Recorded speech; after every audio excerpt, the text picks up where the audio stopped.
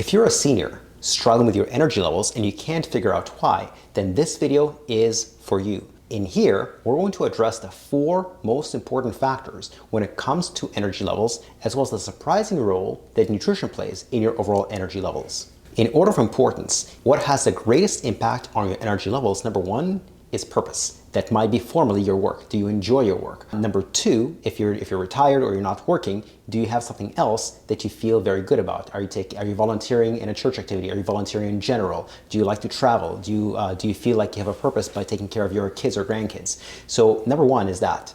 Number 2 is sleep.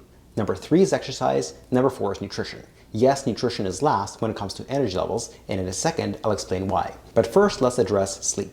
Lots of seniors have a hard time sleeping, and that's because of 2 major conditions. One is garden variety insomnia, and the other one is sleep apnea. When you stop breathing in the middle of the night and you wake up gasping for air, only the awakenings are so short that you have no recollection of having done them. Then you wake up after 8 hours, but that was 8 hours in bed, not 8 hours asleep, because you spent a lot of time awake without remembering it. Next, exercise is very important. Now, what a lot of people think is exercise might not be exercise. Walking, for example, is good, but it's not exercise. The definition of exercise is a purposeful activity to somehow improve your strength or endurance. By that definition, walking does not improve your endurance, except if you're very, very sedentary and you start walking, and certainly it doesn't improve your strength, not even in your legs. So it needs to be purposeful exercise done 3 days per week or more. It doesn't necessarily need to be difficult, but at least 1 or 2 of your 3 workouts need to be challenging enough to either get you out of breath if it's endurance, or to challenge your muscles so that when you're lifting the weight or the resistance, you feel like, I don't know if I could have done any more. So it needs to be challenging exercise, not just movement. You can layer in movement on top of that. If you enjoy yoga, Tai Chi, Pilates, etc., that's great. Layer it on top of that. But 1 or 2 of your 3 days needs to be difficult. And ideally, some of the difficulty should be endurance-based difficulty, like you're getting out of breath doing something. Or the other one is strength-based difficulty, like you're lifting a resistance and you don't know if you can continue beyond 10 or 15 repetitions. Those are the 3 biggest factors when it comes to energy levels. And so a lot of people are wondering, well, what about nutrition? Nutrition is highly, highly, highly overrated when it comes to energy levels. Why?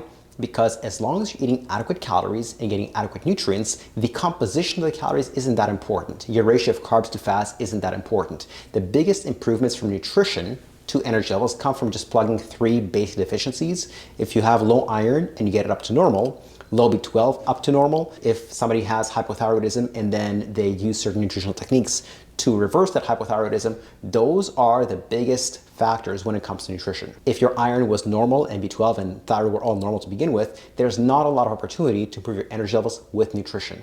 Look elsewhere. Look at one of the other 3 factors, whether that's your work/purpose, your sleep, or your exercise. If you want help improving your energy levels through one of these 4 factors, we have a special program that can help people with that. And if you want to see whether you qualify for that program, you can click on the link in the description below, and that will take you to our homepage where you can book a free complimentary 10 to 15 minute Zoom chat where we'll just chat with you about whether we can help you or not. There's no pressure, there's no sales pitch, there's no obligation. It's just to see whether we can help you.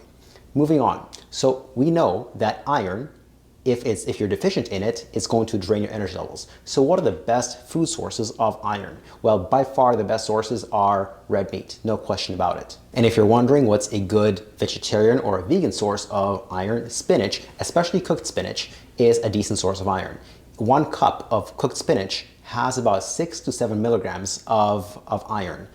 To put that in perspective, women who still menstruate, they need about 15 to 18 milligrams of iron per day, and men and postmenopausal women need about 8 to 10 milligrams per day. So it fulfills a very large amount of your iron requirements. And I emphasize that for cooked spinach, but not raw spinach.